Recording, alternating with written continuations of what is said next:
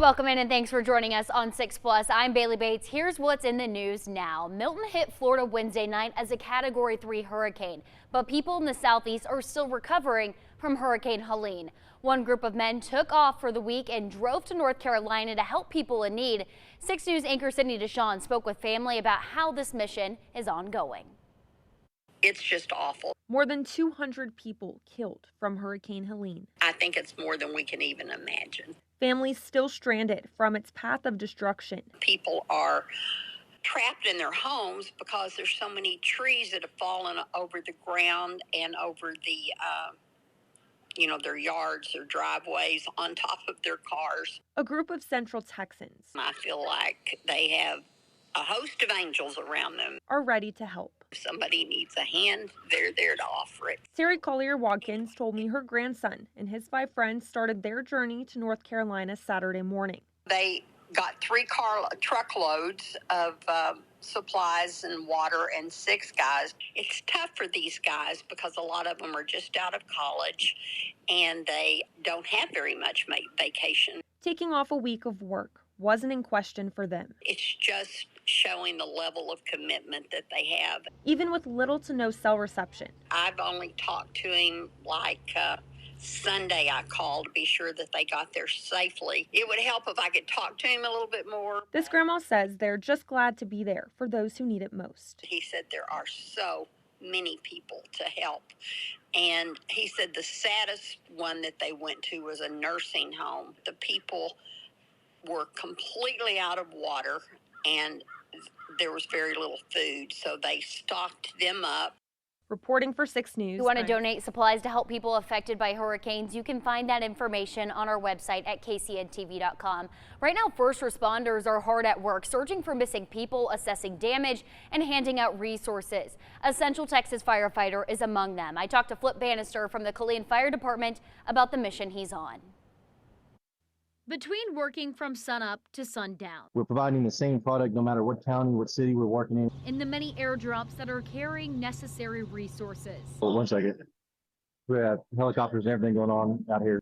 KCEN Fire Battalion Chief Flip Bannister is finding the time to share his firsthand experience of being on the front lines. This is pretty high ranking on some of the biggest destruction that most people ever see in their career. He's currently deployed to Yancey County, North Carolina, alongside 79 others with Texas A&M Task Force 1. They're searching for missing people, assessing damage, and providing resources in some of the hardest hit areas of Hurricane Helene. And so that's where we've been here, is trying to knock out primaries and hasty searches to, get to these residents that have been trapped inside there. Working through no running water, depleted infrastructure, power only available through generators. Bannister says the footage we see from afar just doesn't give the whole picture. You see on the news, they see this destruction, they see this damage, but they don't understand what the people are really going through. Some of them took 4 or 5 days to get to them. We still have Sawyer crews out cutting pathways to get up the mountainsides to try to find those folks. It's all hands on deck, a type of effort that Bannister is used to. We're not just putting checks in check boxes and moving along. We're here for the greater good. Back home, we always say it's Texas helping Texans, but now we're visiting our brothers and sisters and in our neighboring states, and we're trying to help them help their folks. As long as there is work to be done, the unsung heroes will have boots on the ground. We'll go wherever the need is, and we'll stay for as long as we need to. Being in North Carolina to help in Hurricane Helene response, Texas A&M Task Force 1 was sent to Florida to help with Milton response. They have members of the team aiding in search and rescue on foot, in boots, and on boats, and from the sky. Meanwhile, a crime alert to tell you about. A 2-year-old is dead after an assault led to a car crash late last month. The suspect, 25-year-old Joshua Rios, is now facing 4 criminal charges. 6 News anchor Adrian Alexander has new information on what led to that crash. An arrest affidavit revealed what led up to the death of a 2-year-old child last week. The affidavit says this all happened the night of September 30th at a Mikey's gas station in Temple. 25-year-old Joshua Rios got into a fight with another man identified as Luis Cisneros. The fight was caught on surveillance footage and shows Rios punching Cisneros, then hitting him with a metal jack handle. Rios' wife was also present when this happened, according to the affidavit. Cisneros left the gas station, then Rios followed him onto State Highway 317 and West Adams Avenue. The affidavit says that's when Rios crashed into Cisneros' truck, forcing it into oncoming traffic where another car T-boned it. The 2-year-old boy was inside Cisneros' truck. He would later die at the hospital. 3 other people inside the third car were also injured in the crash. Rios was arrested on October 7th and booked into the Bell County Jail on 4 counts of aggravated assault with a deadly weapon. Rios has a violent criminal past. 2 arrest affidavits detailed how he was arrested for 2 separate assaults in 2023 and 2024. In one of those incidents, he allegedly struck his wife. Rios' bond is now set at $2 million. Well, a GoFundMe is raising money for the boy's funeral expenses. We've got that link at KCENTV.com. One Central Texas woman is raising awareness about addiction. Her brother was Billy Gordon. He died last week after being tased 4 times by police. 6 News anchor John Alexander talked to his sister about what she is hoping for the future. I told nobody. I don't want to let nobody see it, but I will. It's funny. Stacey Gordon is left to mourn the tragic loss of her brother, 43-year-old Billy Gordon. On October 3rd, Temple police officers were responding to a call about a welfare concern. They arrived on scene at 12:19. He was dead at 12:23. Police reported that Gordon was acting in an erratic manner. He was in a seated position in front of a refrigerator eating food and non-food items. And he may have been on some sort of drug. When I met with the chief of police and everybody, they told me it was something called excited delirium from use of crack cocaine. That led an officer to tase Billy 4 times over the span of 2 minutes. Not long after that, he was pronounced dead.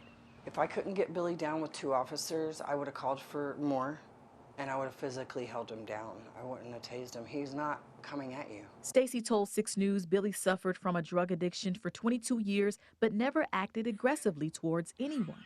Beyond the tasing, her main concern was with a Belton Rehabilitation Center. She says a worker there denied her brother care 5 days before the incident. My brother was not court ordered to go there. He went there out of the willingness of his heart, and we were already told he was accepted. They saved the bed. Stacey advocates for anyone with a loved one suffering through addiction to never give up on their journey toward sobriety. Don't ever give up on getting them help, even if they do it over and over again, because if they do die and you're not around, it hurts. Well, Temple police are investigating the officer who tased Gordon. They've put him on paid administrative leave. Meanwhile, the family is waiting for the autopsy and body cam footage from Temple police. A man is in jail after he admitted to making up an attempted shooting. A volunteer security guard at the epicenter in Burnett reported seeing men in turbans barricading the doors of the building and flashing a rifle. He made that report Sunday morning, and for the rest of the day, 14 law enforcement agencies searched for the men he described. That's according to the Burnett County Sheriff's Office. The leader of the epicenter tells us the security guard broke under a polygraph test the next day and admitted to making up the entire thing. Now he's in the Burnett County Jail facing multiple charges. Well, you don't have to wear a badge to keep Central Texas safe. That's what Governor Greg Abbott told people at the Texas Crime Stoppers conference in Waco on Wednesday. Nearly 400 crime fighters trained at this conference. They heard from Abbott about the state crime rate and the Trende Aragua gang. The Waco police chief says crime in Waco is going down, and Crime Stoppers are very essential to that effort. They hear Crime Stoppers information go out, make sure that they're calling in, providing information regarding any investigation, and even if information is not going out and they have information related to a crime, that they can call Crime Stoppers to help us get that case solved.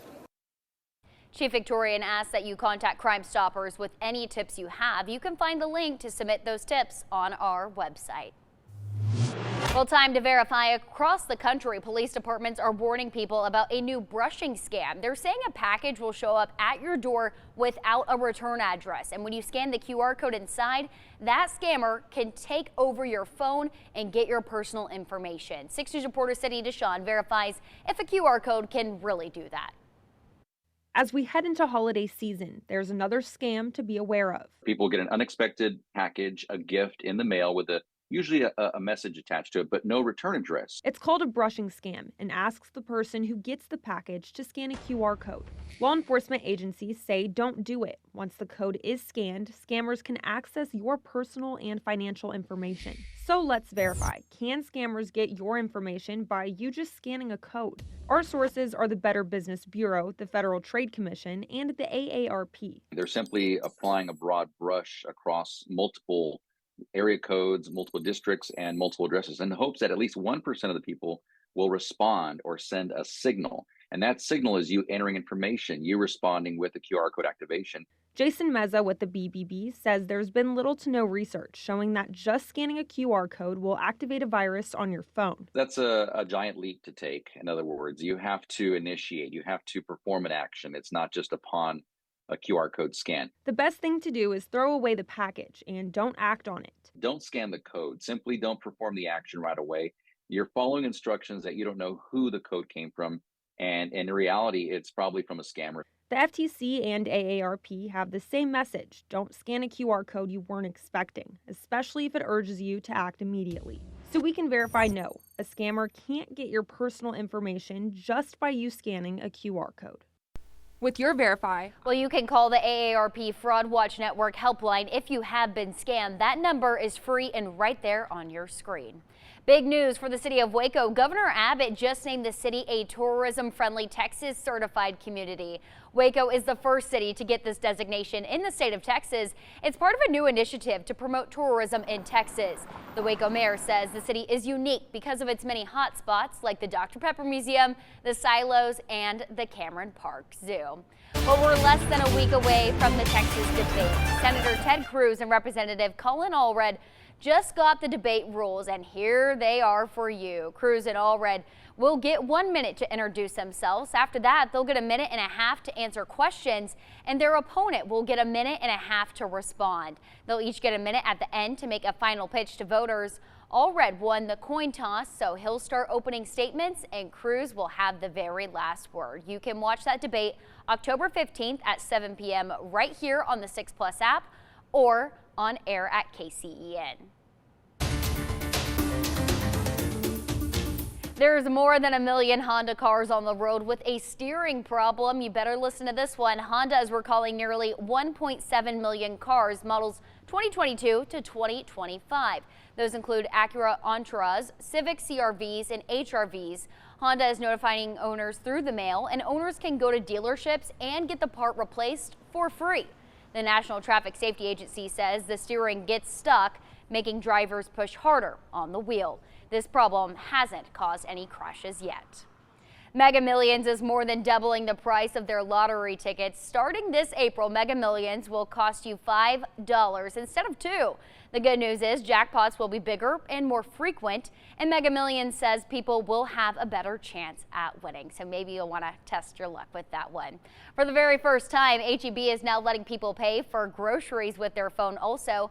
H-E-B is accepting Apple, Samsung, and Google Pay. They say the feature should be in all stores by the end of the month. You can't use it at gas pumps, but it is accepted at the gas station window.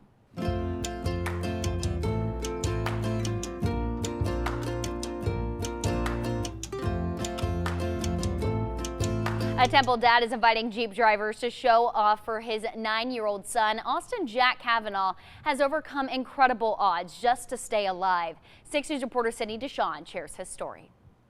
Austin Jack Kavanaugh was born in November of 2014 and diagnosed with Emanuel syndrome at 9 months. It affects his 11th and 22nd chromosome. 1, 2, 3, 4, 5. We were told that he would never walk. He would never talk. His dad, Todd Kavanaugh, calls his accomplishments unbelievable. Being proud is an understatement. He's my hero for sure. It's why his dad strives to honor him and give back to Central Texas, because they've given so much to his son. I want to fill the parking lot this year. For the second year in a row, Todd is putting on Jeep Retreat. This year is a little different.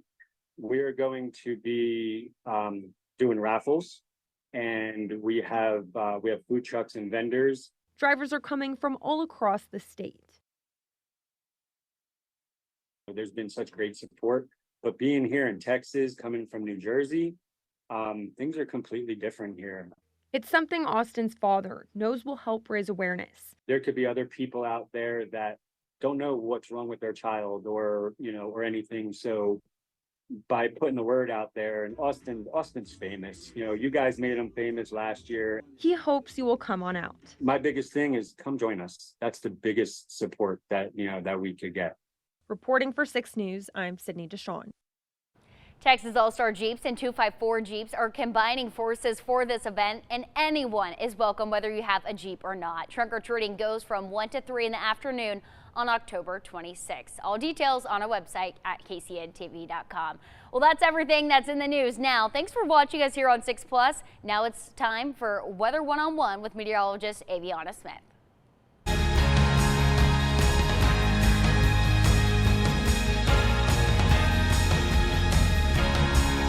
Welcome back into another episode of Weather 101. I'm 6 News Weather Impact Meteorologist Aviana Smith, and today we are talking hurricanes because hurricane season has already begun, as it began on June 1st and will officially end on November 30th. NOAA is already predicting an above average season, and so far we've already seen 3 names marked off the 2024 Atlantic hurricane season list. Expect to see possibly 25 named storms by the end of November, but we're going to dive into what does it take to form a hurricane, what does La Nina mean, as well as ways to prepare. So you may be asking yourself, what is La Nina? La Nina occurs when trade winds push warm surface water away and towards Asia, but then you see cooler water begin to surface in the eastern Pacific, and that's when it affects our weather patterns here in the U.S. because typical wintertime weather patterns bring us dry and warm conditions. But what does that mean for hurricane season? As we are in a La Nina pattern, less wind shear is present during the development of hurricanes, which makes it easier for hurricanes to form. But hurricanes are categorized by their winds on the Saffir-Simpson scale, and that start at a category 1 with minimum damage there and winds between 74 and 95 miles per hour with storm surge up to about 4 feet. For a category 2 hurricane, moderate damage is expected, but winds between 96 to 110 miles per hour with storm surge possibly up to about 6 feet. We're getting into a category 3. Now we're reaching major hurricane status. Extensive damage is possible. Winds between 111 and 130 miles per hour with storm surge as high as 12 feet. Into a category 4 hurricane. Now we're seeing extreme damage. Winds between 131 to 155 miles per hour and storm surge between 13 and 18 feet. Now we did see Hurricane Beryl this season already get up to category 5 strength, creating catastrophic damage with winds past 155 miles per hour and storm surge as high as 18 feet or above. We're still not to peak hurricane season just yet. Peak hurricane season will be in the month of September, and that's when we're expected to see our weather patterns transition into that La Nina between August as well as October. And again, that is right in the time for peak hurricane season. So it's very important that you all begin to prepare, and you want to start by grabbing onto items that you need in your hurricane safety kit, which are almost everyday home items as well that are mostly already in your pantry. So you want to make sure you have some type of non-perishable food items in your emergency safety kit in case the power goes out. And speaking of power, you want to make sure you have batteries and extra batteries for your flashlights or any type of generator that you may have to keep you safe and keep you connected to some type of electricity in case of a power outage. And one other thing that's very important is having a light source, whether it's a flashlight or some candles, and make sure that you have matches as well if you do plan on having any candles. Also, a portable charger is also very important to put in your safety kit just in case your devices die, but you always want to make sure you charge your devices ahead of time if you know we have any type of weather coming into the area. And then of course water needs to be in your emergency safety kit as well. And again, just making sure that you pack enough for you and your family. Other things that you can also include in your safety kit, if you all have any medicine that you may take, you want to put that in your safety kit as well, making sure everything is labeled and in a secure location as you are preparing. And again, this is a bag that you can pack and keep stored away by your door in the case that we do have an emergency and need to move very quickly. So you pack all of these items into your bag and you sit it in a safe location. And that'll do it for this episode of Weather 101 as we talked hurricanes. Looking forward to next week's episode with meteorologist Whitney Huddleston.